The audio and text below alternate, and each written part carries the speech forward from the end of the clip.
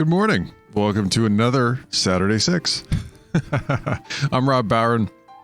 I'm the econometrician chicken behind BetaRank, an advanced college football statistical model. If you're watching, you probably already know that. We're here to talk about the slate of college football games this week through an advanced stats lens. So we'll go through 6 games quickly. I don't know if the games will be quick. I can't guarantee that. And cover them from, how BetaRank sees the games coming into this week. And the title of it for this week, of course, is, Whither Blows Chaos, because it's a little chaotic out there. We didn't have as many games postponed this week as we've had in previous weeks. But, the folks that are out are substantial. Wisconsin's new quarterback, which worked out so well, maybe out for as many as 21 days, according to Big Ten protocols, which would leave Wisconsin possibly down to their 4th string quarterback if they do play next week. And of course, Trevor Lawrence, is out, will definitely miss this week, and is going to be out at least 9 days and may only be allowed back into even practicing the day before the Notre Dame game. So, or the day of.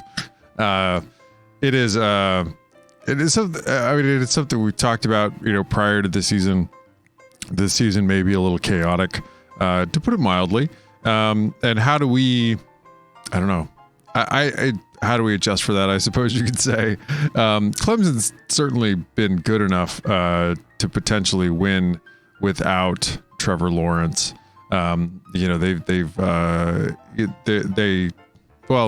They've been pretty darn good, and they do project to be better than a Notre Dame team that I think on paper is playing a little better than their advanced stats thus far. I mean, Notre Dame has been good. They haven't been great yet.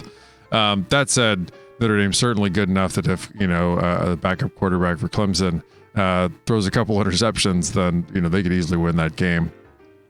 For Wisconsin, the run game didn't look as dominant maybe as you would have liked in the first game, but certainly you expect the Badgers to get that going and not have to fully rely on the quarterback, and probably be able to survive. The defense, which we projected to be excellent coming into this season, certainly has looked did look very good in the one game sample. So that's definitely, I expect you to be inundated no matter what game you are watching this week with Trevor Lawrence talk. He's along with maybe Justin Fields at Ohio State, the most visible player in college football for sure. But this week should have, it doesn't have, I would say this week doesn't have an immense number of high level. In no week in college, traditionally, there's only a handful of weeks in any college football season that are going to have, more than one real marquee matchup. This week's matchup, the marquee matchup, one that we're going to cover, right off the bat, is that Penn State-Ohio State game. A little luster off of that game with Penn State's loss. I don't want to take away what I'm about to talk about, and when the timer's on. But there are a few other good, pretty good games on the docket that should be fun and interesting. And if you like Group of 5 ball, we continue to have really good Group of 5 matchups week in, week out. The American Center, played a big role in that. And this week we're going to get Cincinnati and Memphis, a game that we're going to cover. So I am excited to see the games this week. We're only a week away from the Pac-12 and the MAC joining in, which will bring everyone into the full. Other than Old Dominion, UMass actually played a game, so we can't say UMass. Old Dominion and New Mexico State, I believe. Is that right? I think that's it. There'll be 128 teams that will have played a college football game this season. Maybe. Cross our fingers after next week. Some of the numbers are making these a little precarious in places like Utah, which is set to host Arizona. Their numbers are definitely heading in the wrong direction. Enough to the point, as with the UTEP North Texas game this week, you kind of worry about a cancellation, not due to anything going on with the teams, but because the local environment simply isn't there where anyone should be traveling to that area. Anyway, let's dive in. Let's next year when I get to do these, and we just get to only talk football, and not the football's probabilities working with a global pandemic. That'll be fun. Actually, even beyond football, a lot of other things will be fun too. So I'm looking forward to talking about it. If you've watched before, you know the setup. I give myself a 3-minute timer on talking about each matchup. I try to stick to it. That gives us roughly 18 minutes in total in talking about the games, because we're going to talk about 6 games. So let's go ahead and get started with that this morning.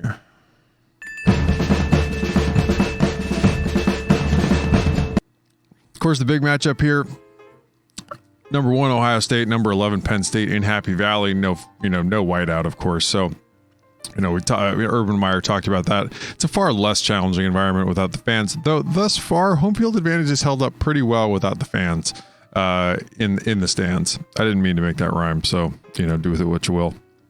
But in a lot of ways, the headline matchup here is going to be this Ohio State offense, coming in at number 2. A lot of this is still the preseason projection. So Ohio State with, and Penn State only with 1 game in play here.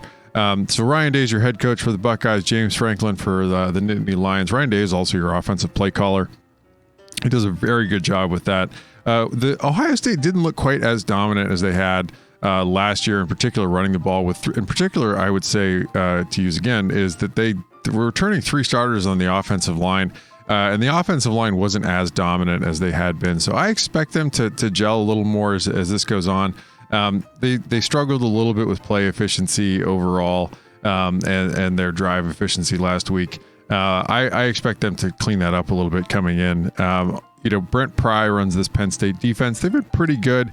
They struggled in their game with Indiana, not in really giving up yards. They were quite good at that. And you look at the explosive drives and the play efficiency and the negative drives. Indiana just had off the charts drive efficiency against them, being able to put together long drives.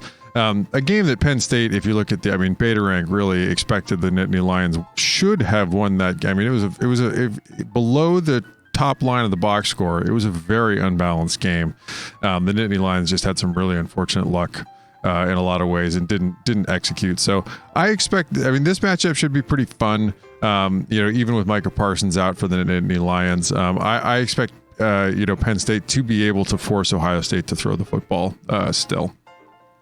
The other side of the ball, when they do that, keep an eye on that, because Justin Fields, partly because they have such a dominant run offense, tends to hold the ball a little bit and look for shots down the field instead of, Ohio State doesn't run as much of a short and mid-level passing game as you would expect.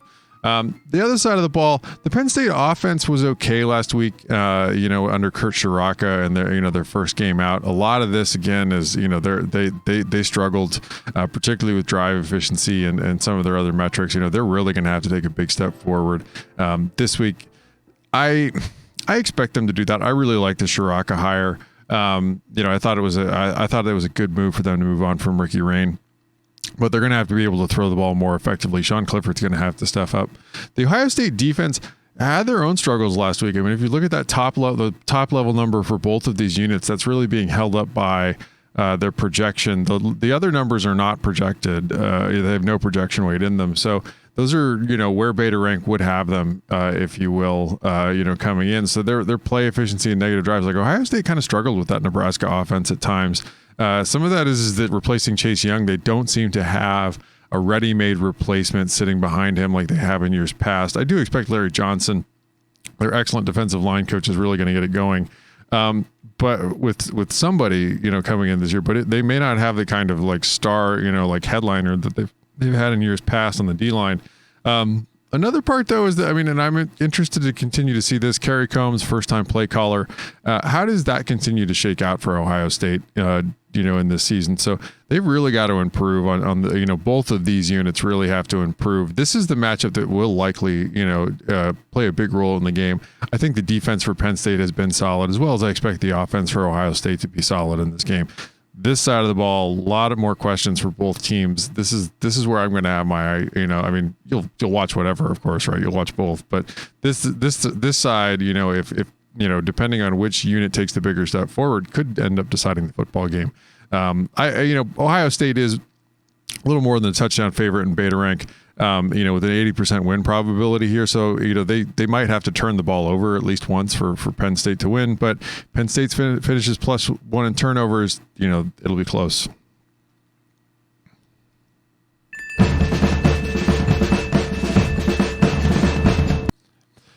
yes, the metrics still like Texas more than the record does or the voters do. So Penn State comes in. Number 12, they're going to be at number 15, Oklahoma State. Tom Herman, who's under some fire. They just had a huge quarterback decommitment from the number 1 recruit in the country. They're going to Stillwater to face Mike Gundy. What's interesting about this, I mean, the offense right now for Texas, and both of these teams have, this is, a lot more in-season data here for each of these teams. The offense for Texas has been good, not great. I mean, they made the change over to Mike Urich, with the expectation that they were going to take a really big step forward. They really haven't. They struggle in particular with drive efficiency. They're a lot more explosive, but in putting together long drives to be able to put points on the board, Texas really isn't getting it done. Also with play efficiency and negative drives, too many 3-and-outs. They really need to have a better plan beyond just big plays. This Oklahoma State defense, which is, a unit we really called out that was going to have to take a big step forward coming into this year. They returned a ton of production. They had been kind of the lagging unit for years in Stillwater. Jim Knowles is the DC. He'd been there a little while. We, kind of called it out that this was going to have to be his year. And thus far it has been. Number 8 in beta rank. That's, whipping their preseason projection, which had them in the 20s. And they excel at containing explosive drives, play efficiency, negative drives. Where they struggle a little bit is you can't drive the field on them. I mean, that's where Texas is their weakest.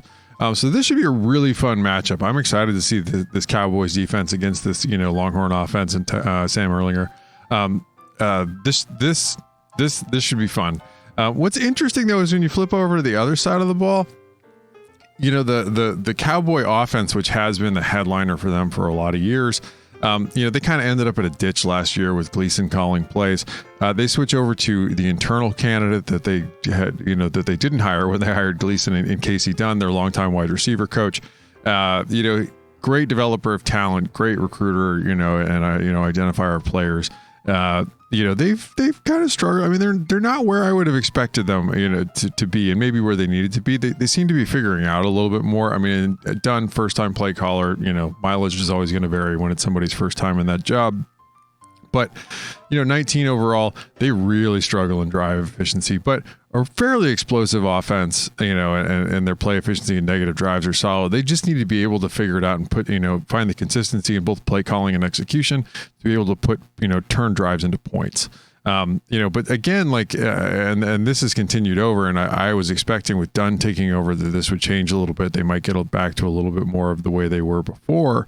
In the offenses that they ran under Urich, being more of a pass-oriented offense, but not this year. They're leaning in with Hubbard and number 9 in effective rush, 50 in effective pass. I mean, this is an improvement. This offense is better than last season than they were with Gleason at the helm, but they still absolutely have some work to do to get where they need to be. The defense for Texas, they're okay. I mean, let's put it that way. I mean, they struggle with drive efficiency. You can put together long drives on this Texas defense, and Chris Ash, calling plays. They're number 16 in explosive drives, 10 in negative drives. I mean, that's really where they're making their hay here is, preventing teams from putting up long drives, and then, forcing some 3-and-outs. No big run pass split for them. So this should be a good matchup. Texas, I mean, as always, has a bunch of, fairly highly recruited guys out there, but they haven't really put it all together as a defense. This Oklahoma State offense will be enough of a challenge, and if the defense is able to get them some good field position, they could get something going. They've been putting it together a little more of late than they were earlier in the season, but this is a big matchup for Oklahoma State. They get by this one. Then they'll eventually get Oklahoma. I mean, those are the games that are going to really decide where this Cowboy season shakes out. They're not in the realm right now where you would really maybe want to see this team in a playoff, but I mean, at the moment, they might be the Big 12's best hope.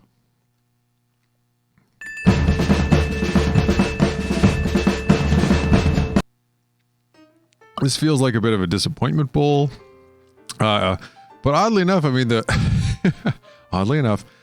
biggest disappointment is Auburn. LSU, not, and of course not, this is not anything like last year's LSU team, but, and there should be a pretty significant, but Ed Orgeron's team is still really good on offense. But they get a Gus Malzahn team that's, floundering and really falling down on both sides of the ball right now. This feels like a big disappointment year for Gus Malzahn, where they've taken a little bit of a step back on both sides of the ball. But anyway, the LSU offense has been pretty fun. Number 67 in drive efficiency, though. I mean, some of these numbers they're not great. I mean, let's not kid ourselves. Like, this drive efficiency number is not great. They've been a lot more explosive than they've been efficient, and their negative drives number and not getting caught up in 3 and outs is still really good. They're still a very good passing offense. I expect this LSU offense is going to have a pretty good day here, because this Auburn defense, and they lost a lot of talent. I don't want to take anything. They were very, very, very good. They were number 2 in beta rank last season. For a team that was really driven by their defense. Kevin Steele, they've struggled with the talent that they've lost and putting it together. You can drive the field. They're not great in explosive drives. Their play efficiency and negative drives number also. I mean, they're hurting. So this LSU, this is the matchup. This is the most unbalanced here in this game. This is where LSU's big advantage comes in. Oh, I'm sorry. I should have also said Oklahoma State's a slight favorite, like 52%. So it's nearly a toss-up, that Oklahoma State-Texas game, but Beta Rank has just like a half a point advantage for the Cowboys. Anyway, back to this game. When we flip over to the other side of the ball, it's getting ugly. I mean, for both of these units. I mean, we have 2 new coordinators here. Chad Morris for the Auburn offense, and Bo Pelini, for the LSU defense. Some significant struggles here. The LSU defense all the way down at 47. I mean, this is a very bad Power 5 defense right now. Just horrendous at explosive drives, number 101 overall. That's that puts them in the they're basically as bad as teams that haven't even played yet at that metric. I mean, they're nearly a 0. They're a little better against the run than they are against the pass. I mean, and Pelini's, pass coverage calls have definitely been called out. Some of this, of course, is weighted by all those huge, per play yards they gave up against Mississippi State there. But the Auburn offense stinks again. Bo Nix hasn't really put it together. They're 42 in effective pass. Chad Morris hasn't really been able to get it going and get it turned around. I mean, it's a real big problem, I think, for them. This side of the ball, Bo Nix, in his sophomore year is actually experiencing a little bit of a sophomore slump instead of a step forward. And for Pelini, I mean, there are only so many great defensive coordinators out there. LSU absolutely had a great one in Dave Aranda. His move to Baylor was actually pretty late, and he left 2 schools scrambling a little bit, right? He was actually almost signed, sealed, and delivered to be the USC defensive coordinator. They had to scramble. They ended up with Todd Orlando. Meanwhile, LSU then has to scramble, and they end up with Bo Pelini, who used to be a great defensive coordinator, maybe 10 or more years ago. My expectation is this is Bo Pelini's only season in Baton Rouge, unless they really start to turn it around down the stretch. It's really been a disappointment. I don't know Gus Malzahn might need to get involved more in play calling again.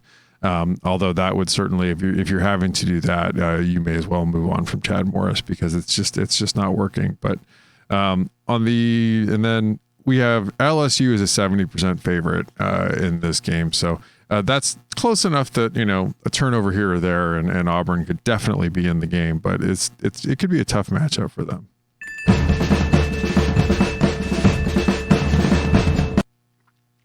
This is a fun one. I'm excited for this. We get to see, Memphis at Cincinnati. Ryan Silverfield, the new Memphis coach. Luke Fickell with Cincinnati. This Cincinnati offense is still struggling. They haven't taken the step forward we really thought they needed to do. Mike Denbrock really hasn't been able to unlock Desmond Ridder in the passing game, which is a bummer. And I think, again, is a little bit of a reflection of Denbrock's play calling, which is, I would say, stubborn to the point of inefficiency. But their drive efficiency numbers have been pretty good. That does reflect well, in particular, on your OC. Their explosive drives, however, they really struggle. They're just not a big play offense. And their negative drives, and this does not reflect well on your OC, just too many 3 and outs, not coming off of the bench of the plan, and often getting forced to punt So they do have a pretty decent run pass split. If you want to stop the Cincinnati offense, you should line up to stop the run. And often you should line up to stop the run up the middle because they're, impossibly stubborn about continuing to pound the ball there. On the defensive side of the ball, you've got Memphis here. We have Mike McIntyre, who last year was at, Ole Miss, and then prior to that was the Colorado head coach. They're not great. I mean, at 51 overall, I mean, they're as, they would be considered a bad Power 5 defense. I mean, this isn't a bad number for a group of 5 team, maybe not where Memphis aspires to be. But the number that stands out in particular for them is their play efficiency. They're giving up far too many yards per play. And that's kind of is often putting them in tougher positions in third down than they'd like. They've got a decent run pass split themselves, being better against the run than they are against the pass. This side of the ball is not really, of course, the headline matchup, but it may potentially end up deciding the game. On the other side of the ball, this is where the fun is, of course. Cincinnati's defense has been excellent under Mike Freeman. If Luke Fickell gets a bigger job, Mike Freeman likely gets the Cincinnati job. If Fickell decides to stay another year, Freeman's a candidate for another group of 5 job, group of 5 head coaching job, or a defensive coordinator job at a big school. But if you look through these numbers here, 5 in drive efficiency, 6 in explosive drives, their play efficiency and negative drives numbers have just been excellent. No big run pass split. This Cincinnati defense has been excellent. On the other side of the ball, we've got Memphis. Kevin Johns is your OC. Now they've held their own pretty well in the transition away from Mike Norvell. I mean, I was a little concerned about that, continuing to run the Norvell offense without Norvell. They've been okay. They struggle with drive efficiency. They're a much more explosive offense than they are an efficient offense, not turning drives into points terribly well. And they have a decent run pass split, number 14 in effective pass. So the matchup to really watch here is going to be, the Memphis passing game against, Cincinnati's pass defense and their ability to get pressure on the quarterback. So this should be a really, really fun game to watch. Cincinnati's a 70% win probability here at home. Again, the Bearcats turned the ball over once or twice, and Cincinnati and Memphis could easily come out of this with a win. So keep an eye on the turnover battle here, and this should be a real fun game to keep an eye on.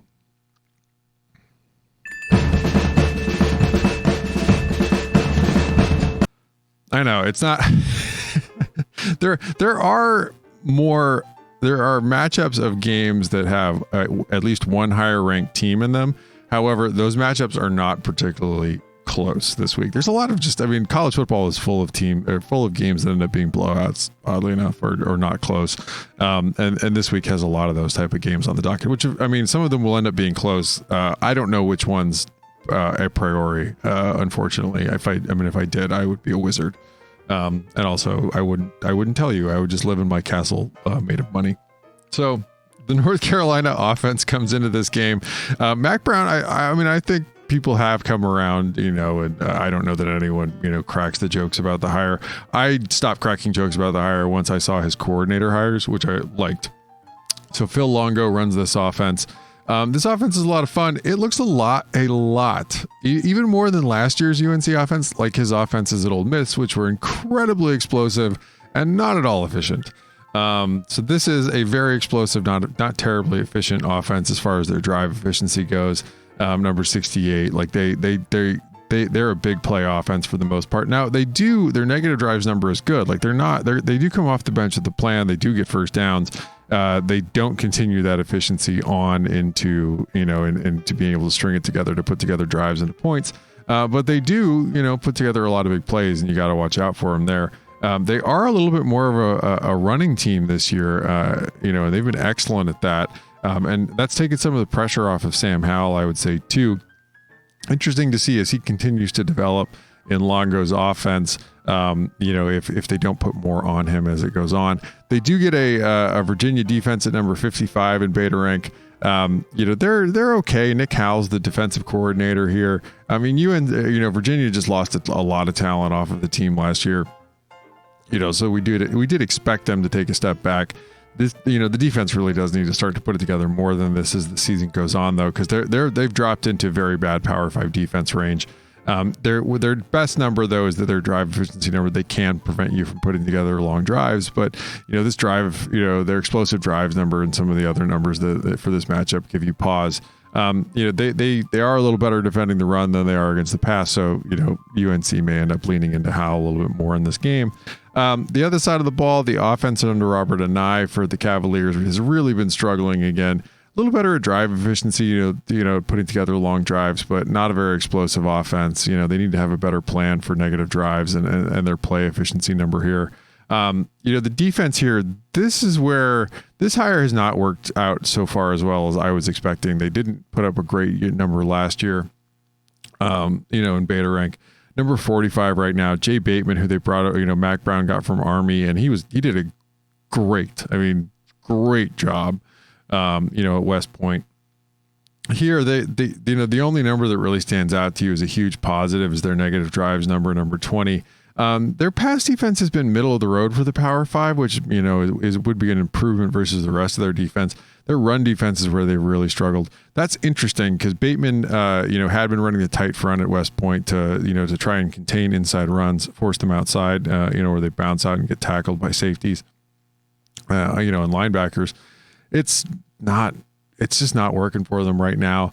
This Bateman hire, I expect he might, he should be feeling a little heat, if he doesn't get, something going coming into next year, next year might be his last in Chapel Hill if he doesn't really get it going, because the offense should continue to improve, I would expect, under Longo. UNC's got a 74% win probability in this game, a little more than a touchdown. We definitely like, North Carolina in this game, but it's close enough, at Virginia that the Cavaliers, could make it interesting with a turnover here or there. North Carolina hasn't been dominant really at any point this year, number 24. So then let's move on. We're almost done.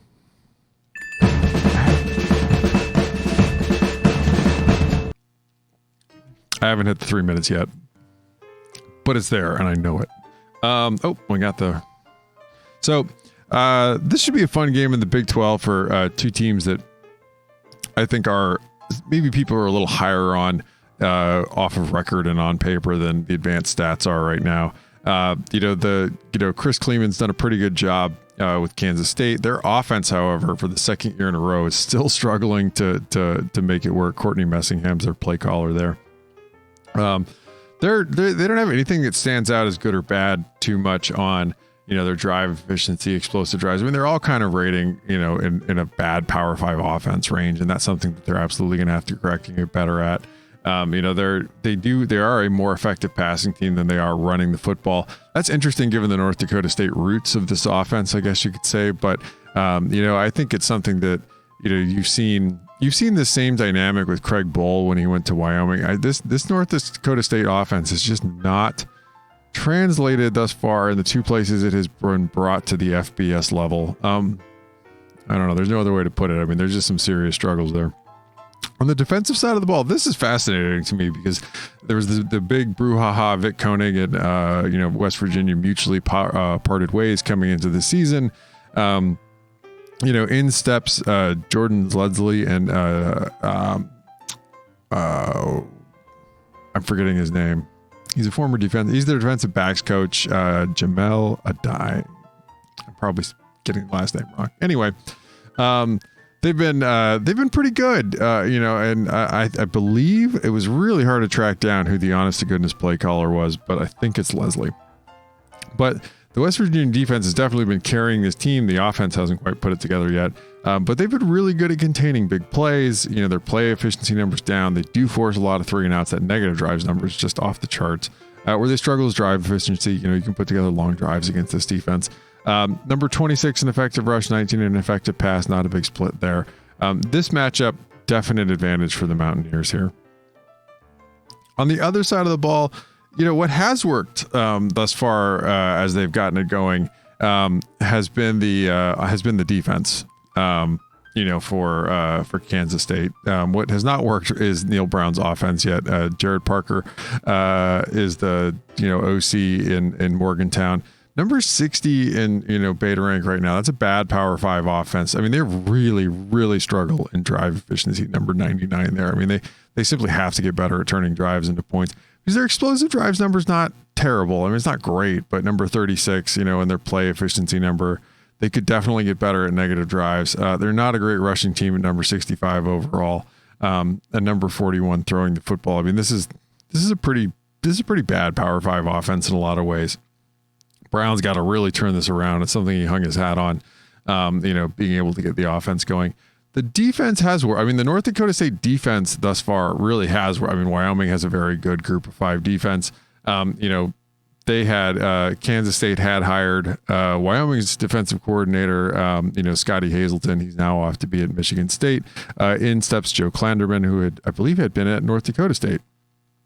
So they have a this part of the North Dakota State machine is working at the FBS level.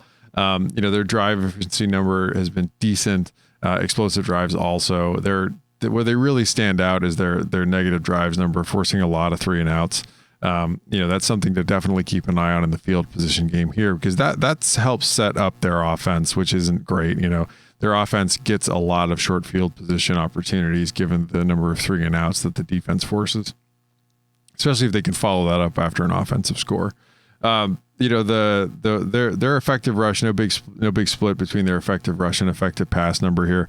Beta Rank has this as just a slight Kansas State favorite in this game, 52%. So this should be a really close game and one to definitely keep an eye on in that noon time slot. Although it's only on ESPN2, but I mean, anyway. You don't want to, like getting slated now that Fox, that Fox Big Ten game of the week, or not necessarily Big Ten, but that Fox Big Noon game, you getting slotted against that is suddenly tough for ratings. They've done well with that. So that's the week. I'm excited to see, the games this week. It should be a fun slate for the most part. Those are some games all of those games that we have, of course, could be close. Some of them due to turnovers or, poor play or, like us being just wrong, won't be, but those are really, I think the best matchups that the week has to offer. As I said, there are a bunch of games that don't project to be close out there, that of course could be. I mean, like if you look at last night, of course, Maryland, who was I believe it ended up around an 18.5 point, maybe it was 17.5 point underdog in Vegas, was a big underdog, and won. It was an even bigger underdog in Beta Rank to Minnesota. And then, although we tried to warn you about that Minnesota defense coming into the season, that they could be really bad, and they have been. And then, so there, you never know. I mean, you do know what will happen. There, however, are enough bad games on the docket that, the rules of probability say some of them will be close. I'm excited to see, what this week has to offer. And then, I mean, as we continue on, I am really excited for the Pac-12, coming back. Of course, I'm a Pac-12 alum for undergrad, and excited to see them, get back on the field. We'll do as we did for the Big Ten, we'll do a Pac-12, we have questions, 3 questions about every team and a little discussion about what they have coming back. So we'll do one for the Pac-12 North and one for the Pac-12 South videos coming out this week. Be sure to check them out either on Periscope or on YouTube. Let's go ahead and do the thing. So again, I'm Rob Bowron. I'm the econometrician behind Beta Rank. You can find all the stats you just saw and a lot more at sharpcollegefootball.com. You can find me at Beta Rank FB or at Sharp College Football. We also have a Pac-12 podcast at 12 Pack Radio, and you can find all the back episodes of that at sharpcollegefootball.com/12 Pack Radio. Thank you so much for tuning in. We will see you again next week, and enjoy the games and stay safe out there.